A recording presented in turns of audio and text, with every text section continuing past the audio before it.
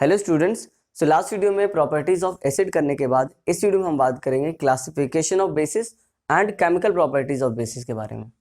तो जैसे क्लासिफिकेशन हमने एसिड का किया था अलग अलग तरीके से, यहाँ पर भी हम बेसिस का क्लासिफिकेशन करेंगे। तो जो बेसिक क्लासिफिकेशन होगा वो on the basis of ionization, ठीक है, आयनाइजेशन और कंसंट्रेशन, और एक होगा क्लासिफिकेशन एसिडिटी के अकॉर्डिंग। एसिडिटी के अकॉर्डिंग जैसे हमने बेस के केस में, एसिड के केस में बेसिसिटी कैलकुलेट की थी या समझी थी, वैसे ही बेस के केस में एसिडिटी होता है। ठीक है, तो ये तीन क्लासिफिकेशन पढ़ना है। देखिए पहला मैंने लिखा हुआ है बेस्ड ऑन आयनाइजेशन। तो आयनाइजेशन के बेसिस पर दो तरीके से बेस हो सकते हैं। एक ऐसा बेस होगा जो पूरी तरीके से आयनाइज हो जाएगा एक्वस सॉल्यूशन में, और एक ऐसा भी बेस होगा जो कि पूरी तरीके से आयनाइज नहीं होगा, पार्शियली आयनाइज होगा। तो उसी के बेसिस पर जो पूरी तरीके से आयनाइज हो जाए, लिखा हुआ है यहाँ पर देखिए स्ट्रॉन्ग बेस उसको बोलते हैं। तो स्ट्रॉन्ग बेस वो होते हैं, दीज आर द बेसिस विच, ये बेसिस वो कौन से होते हैं, एल्कली वाले होते हैं, जो पूरी तरीके से जो डिजॉल्व हो जाते हैं वाटर में। ठीक है, so these are the alkalis या these are the bases which ionizes completely in aqueous solution. वो क्या होते हैं, स्ट्रॉन्ग बेस होते हैं। जैसे NaOH, KOH और भी कुछ होते हैं, मैं अभी आपको बता दूंगा। तो ये 100% आयनाइज हो जाते हैं। अगर 100 मॉलिक्यूल आपने लिए तो आपको 100 Na+ और 100 OH- मिलेंगे सॉल्यूशन में। ठीक है, इसी तरीके से KOH भी और भी होते हैं, अभी और आपको मैं पूरे बता दूंगा। अब यहाँ पे देखिए वीक बेस में क्या होगा, these are the bases which ionise partially, जो पूरी तरीके से आयनाइज ना हो, 5 से 10% ही हो पाते हैं, उन्हें हम बोलते हैं वीक बेसिस। ठीक है, जैसे कि NH4OH है, यहाँ पे देखिए NH4OH। तो ये अब इसको हम इस रिवर्सिबल साइन से रिप्रेजेंट करते हैं। जैसे NH4 है, ये पूरी तरीके से डिसॉल्व नहीं हो पाता है, ये जैसे ही टूटेगा ज्यादा अमाउंट में डिसोसिएट होगा तो वापस से रिकम्बाइन होके NH4OH बन जाएगा। तो इन्हें हम वीक बेस बोलते हैं। अब हम देखते हैं कुछ स्ट्रॉन्ग और कुछ वीक बेसिस के एग्जाम्पल। तो आप देख सकते हैं यहाँ पर जो ये वाले हैं ये सारे स्ट्रॉन्ग बेस हैं, और ये वाले कैसे हैं, वीक बेस हैं।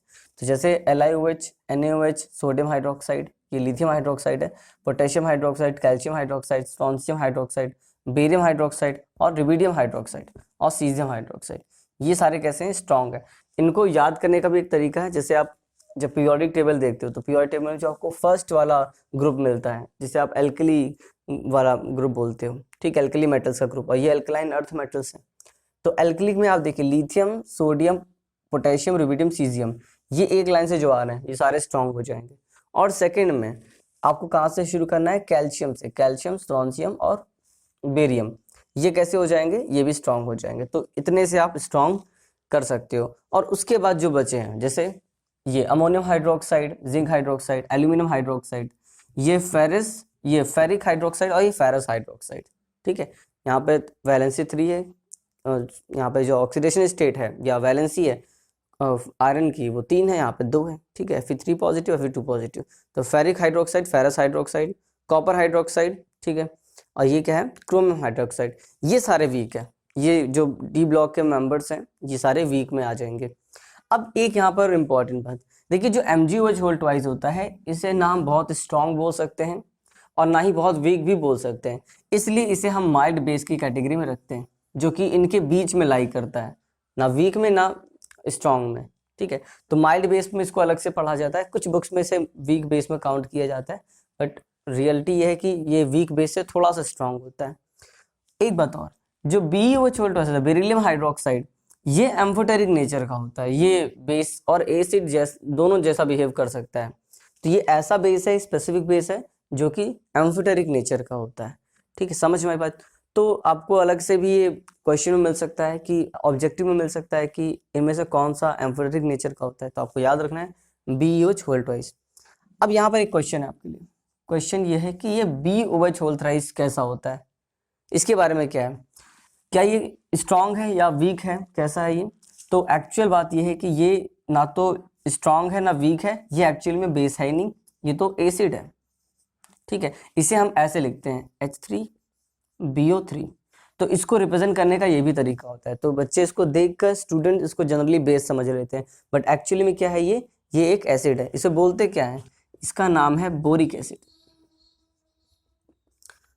तो ये भी एग्जाम में क्वेश्चन बन सकता है कि इनमें से कौन सा बेस नहीं है, तो आपको ध्यान रखना है। BOH थ्राइस कंफ्यूजिंग होता है, ये H3BO3 का रिप्रेजेंटेशन है। आप देख सकते हो 3H यहाँ पर तीनों, तो इस तरीके से रिप्रेजेंट कर सकते हैं। इसे हम क्या बोलते हैं, बोरिक एसिड। अब हम देखते हैं classification of based on acidity. तो एसिडिटी पहले तो क्या होती है, एसिडिटी का मतलब है कि अगर कोई एक मॉलिक्यूल है बेस का, वो कितने OH माइनस प्रोड्यूस कर रहा है, वहीं से उसकी एसिडिटी कैलकुलेट होती है। तो देखिए एसिडिटी ऑफ बेस क्या होता है, the number of OH minus. ये बिल्कुल वैसा ही जैसे हम एसिड के केस में बेसिसिटी कैलकुलेट कर रहे थे, बिल्कुल वैसा ही। तो यहाँ पर उल्टा हो जाएगा। एसिडिटी ऑफ बेस में क्या होता है, number of OH minus ions which can be produced by one molecule of a base. एक मॉलिक्यूल कितने OH माइनस प्रोड्यूस कर सकता है एक्वस सॉल्यूशन में। तो जैसे यहाँ पर देखिए NaOH है, तो NaOH एक मॉलिक्यूल से एक OH ही प्रोड्यूस कर सकता है, तो यहाँ पे एसिडिटी कितनी हो जाएगी, 1। इसी तरह से BaOH बेरियम हाइड्रोक्साइड, ये एक मॉलिक्यूल से आप देख सकते हो 2 OH प्रोड्यूस कर रहा है, तो इसकी एसिडिटी कितनी हो जाएगी, 2 हो जाएगी। ठीक है, तो यहाँ पे कुछ एग्जांपल है मोनो एसिडिक, मतलब मोनो का मतलब होता है जो ऐसे बेस जो केवल एक OH प्रोड्यूस करे, तो जैसे NaOH हो गया, KOH हो गया, कई सारे एग्जांपल हो सकते हैं। डाई एसिडिक का मतलब जो 2 प्रोड्यूस करें, जैसे COH बेरियम हाइड्रोक्साइड, MgOH भी हो सकता है। और ट्राई एसिडिक बेस में क्या होगा, यहाँ पर एक मॉलिक्यूल 3 OH प्रोड्यूस करेगा, जैसे AlOH, FeOH। ठीक है, अब देखिए थर्ड क्लासिफिकेशन है बेस्ड ऑन कंसंट्रेशन। तो कंसंट्रेटेड बेस और डाइल्यूट बेस का मतलब क्या होता है, ये एसिड के जैसा ही है, एस कंसंट्रेटेड एसिड और डाइल्यूट एसिड में। तो वहाँ पर हम बस रिलेटिव परसेंटेज की बात करते हैं कि अगर रिलेटिव परसेंटेज ऑफ वाटर ज़्यादा है तो उसको आप डाइल्यूट बोलोगे, और अगर वाटर का परसेंटेज कम है तो उसे हम क्या बोलेंगे, कंसंट्रेटेड बोलेंगे, चाहे ये एसिड की बात हो या बेस की बात हो। तो यहाँ पर वही बात है, कंसंट्रेटेड बेस, और क्योंकि हम यहाँ पे कंसंट्रेटेड बेस की बात कर रहे हैं या डाइल्यूट बेस की बात कर रहे हैं, तो अंडरस्टूड है कि यहाँ पर जो बेस होगा वो वाटर सॉल्युबल होगा, तो इसलिए आप उसे एल्कली बोलोगे। ठीक है, हम एल्कली किसे बोलते थे, एल्कली हम उन बेसिस को बोलते थे जो वाटर सॉल्युबल होते हैं। ठीक है, सारे तो नहीं होते हैं, कुछ होते हैं, जो होते हैं उन्हीं को आप एल्कली बोलते हो, तो आप इन्हें एल्कली बोल सकते हो।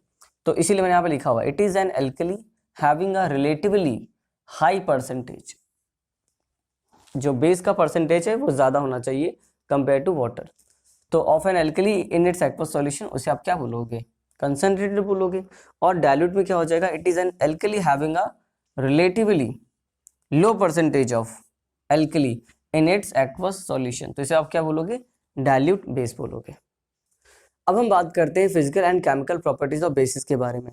तो यहाँ पर मैंने कुछ फिजिकल प्रॉपर्टीज लिखी हैं, यहाँ पर आपको कुछ पता है पहले से ही। जैसे फर्स्ट देखिए क्या लिखा हुआ है, basis have a bitter taste.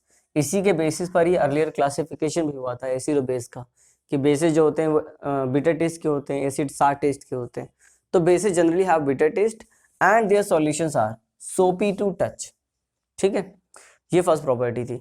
अब सेकंड देखिए, एक्शन ऑन इंडिकेटर्स। ये 3 इंपॉर्टेंट है जो आपको एसिड में पढ़ाए गए थे और ये बेस में भी आपको याद रखने हैं। तो लिटमस में एसिड में रेड हो जाता है, और लिटमस में जो कलर आता है बेसिस के केस में वो ब्लू आता है। तो आपको ध्यान रखना है, अगर लिटमस का कलर रेड आ रहा है मतलब एसिड है, और अगर लिटमस का कलर ब्लू आ रहा है इसका मतलब बेस है। फिनोप्थलीन एसिड के केस में तो कोई कलर देते नहीं है, लेकिन ये बेस के केस में पिंक कलर के हो जाते हैं। ठीक है, और मेथिल ऑरेंज वहां पर रेड हो रहा था, यहाँ पर कैसा हो रहा है, येलो कलर का हो रहा है।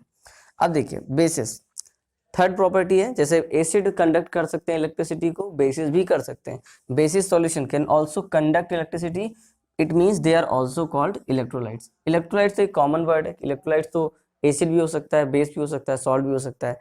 तो बेस जो कंडक्ट कर सके इलेक्ट्रिसिटी सॉल्यूशन फेज में वो इलेक्ट्रोलाइट है। तो बेस भी कर सकते हैं, कंडक्टिविटी शो कर सकते हैं सॉल्यूशन के केस में, तो वो भी क्या हो जाएंगे, इलेक्ट्रोलाइट्स हो जाएंगे।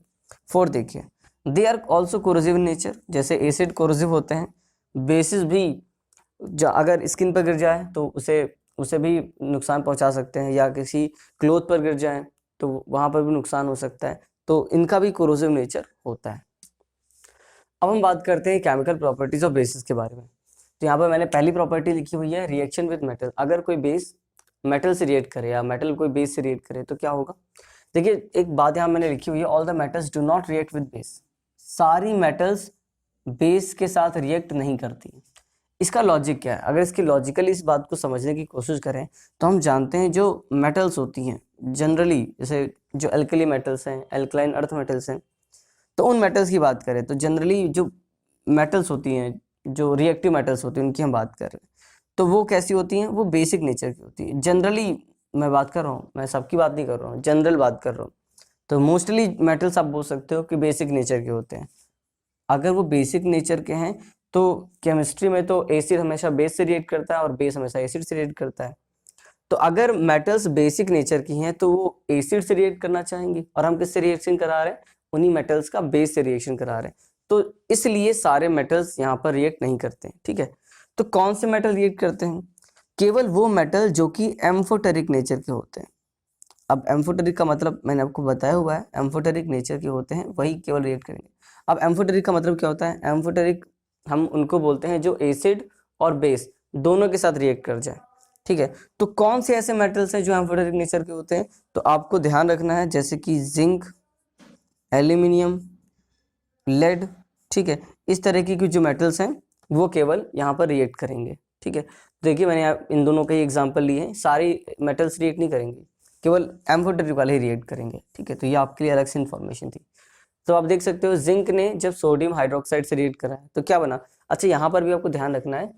अच्छा, इस बात को कंप्लीट कर लेते हैं। देखिए ओनली फ्यू लिखा भी वहाँ पे, only few metals react with basis and form salt and hydrogen gas. Hydrogen gas यहाँ पर भी लिबरेट हो रही है। जैसे मेटल जब एसिड से रिएक्ट कर रहा था तब भी वहाँ पर हाइड्रोजन गैस लिबरेट हो रही थी, और यहाँ पर भी हाइड्रोजन गैस लिबरेट होगी, बट जो सॉल्ट बनेगा वो अलग तरह का होगा। तो जैसे यहाँ पे देखिए जो सॉल्ट बन रहा है वो दो मेटल से मिलकर बन रहा है, ठीक है। तो यहाँ पे देखिए सोडियम जिंकेट, इसे क्या पढ़ेंगे? Sodium zincate. जो ZnO2 और माइनस होता है इसे हम जिंकेट आयन पढ़ते हैं, ठीक है। इसी तरीके से ये जो AlO2 होता है माइनस, इसे हम एल्यूमिनेट आयन बोलते हैं। तो सोडियम जिंकेट और ये सोडियम एल्यूमिनेट बन गया जब एल्यूमिनियम में सोडियम हाइड्रोक्साइड से रिएक्शन किया। अब हम देखते हैं reaction of non metallic oxide with base. तो नॉन मेटेलिक ऑक्साइड आप जानते हैं कि यहाँ पर नॉन मेटल ऑक्सीजन से कंबाइन होना चाहिए, ठीक है। तो अगर नॉन मेटेलिक ऑक्साइड बेस से रिएक्ट करता है तो ये भी एक तरीके की एसिड बेस रिएक्शन है, और यहाँ पर भी सॉल्ट और वाटर बन जाता है। अब एक बात यहाँ पर ध्यान दीजिए, जो नॉन मेटेलिक ऑक्साइड है, ये नॉन मेटेलिक ऑक्साइड किससे रिएक्ट करने जा रहा है? बेस से। तो इसको कैसा होना चाहिए? एसिडिक नेचर का होना चाहिए, क्योंकि तभी तो एसिड और बेस का रिएक्शन होगा और सॉल्ट वाटर बनेगा। तो non metallic oxide generally acidic nature के ही होते हैं, ये बात तो पता है, लेकिन सारे के सारे नहीं होते, कुछ उसमें से न्यूट्रल भी होते हैं। तो न्यूट्रल वाले कौन से होते हैं? उनसे रिएक्शन आपको ध्यान रखनी है, उनसे रिएक्शन नहीं हो पाएगा। जैसे कार्बन मोनोऑक्साइड और यहाँ पर नाइट्रोजन मोनोऑक्साइड। इसी तरह से N2O या H2O बोल दो और N2O बोल दो, N2O, ठीक है। दो नाइट्रोजन के ऑक्साइड्स, ठीक है, और एक कार्बन मोनोऑक्साइड, और वाटर तो न्यूट्रल होता ही है। ये जो अब है तो सारे नॉन मेटेलिक ऑक्साइड, देखिए कार्बन, नाइट्रोजन, हाइड्रोजन, नाइट्रोजन, ये है नॉन मेटेलिक ऑक्साइड, बट ये कैसे होते हैं? ये न्यूट्रल होते हैं, तो ये रिएक्ट नहीं करेंगे। कौन से करेंगे? एसिडिक वाले करेंगे। तो एसिडिक वाले कौन कौन से? जैसे कि CO2 हो सकता है, SO2 हो सकता है, SO3 हो सकता है, ठीक है, P2O5 हो सकता है, और Cl2O7 हो सकता है। ये सारे देखिए नॉन मेटल तो ये भी है, ठीक है। तो और भी नाइट्रोजन के हो सकते हैं, जैसे NO2 हो गया, ठीक है, N2O5 हो गया, आप N2O5 भी लिख सकते हो, ठीक है। तो ये सारे जो हैं ये कैसे होते हैं? एसिडिक नेचर के होते हैं। इनका रिएक्शन बेस से पॉसिबल हो पाएगा, ठीक है। तो जैसे यहाँ पे देखिए एग्जांपल है NaOH COH whole twice KOH, तो ये तो बेस है। और नॉन मेटेलिक ऑक्साइड मैंने देखिए लिखा हुआ है CO2 का लिया हुआ और एक बार SO2 का लिया है। तो अगर ये रिएक्ट करेगा तो क्या बनाएगा? सोडियम कार्बोनेट और साथ में वाटर, ठीक है। रिएक्शन लर्न करना बहुत टफ नहीं है, आपको बेसिक कॉन्सेप्ट क्लियर होने चाहिए। यहाँ पर देखिए कैल्शियम हाइड्रोक्साइड अगर CO2 से पास होगा तो क्या हो जाएगा? CaCO3 प्लस वाटर, ठीक। ये तो लाइम वाटर टेस्ट में भी पढ़ा था रिएक्शन, सेम रिएक्शन रिपीट हुआ यहाँ पर। KOH whole twice, sorry KOH मतलब पोटेशियम हाइड्रोक्साइड, सल्फर डाइऑक्साइड से रिएक्ट किया तो क्या बन गया? सोडियम पोटेशियम सल्फाइड, ठीक है, साथ में वाटर, ठीक है। तो I hope this reaction is clear to you now. अब हम देखते हैं क्या होता है जब बेस एसिड के साथ रिएक्शन करते हैं।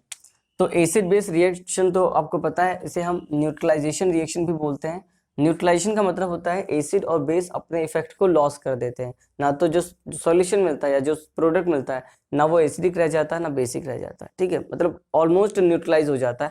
हाँ, कुछ केसेस में एसिडिक और बेसिक मिलता भी है, ठीक है। जैसे यहाँ पे देखिए एसिड और बेस अगर अगर रिएक्ट करेंगे तो क्या बनेगा, सॉल्ट और वाटर बनेगा। तो यहाँ पर अब सिंपल सा, अब इसी रिएक्शन को अलग तरीके से पूछ सकते हैं कि क्या होगा जब एसिड बेस से रिएक्ट करेगा या बेस एसिड से, तो दोनों तरह से रिएक्शन सेम है। तो एसिड बेस अगर कंबाइन करेंगे या बेस एसिड कंबाइन करेंगे सॉल्ट और वाटर बनेगा। तो कुछ एग्जांपल देखिए मैंने आप लिखे हुए, जैसे NaOH स्ट्रॉन्ग एसिड है, ये भी स्ट्रॉन्ग बेस है, ये स्ट्रॉन्ग एसिड है।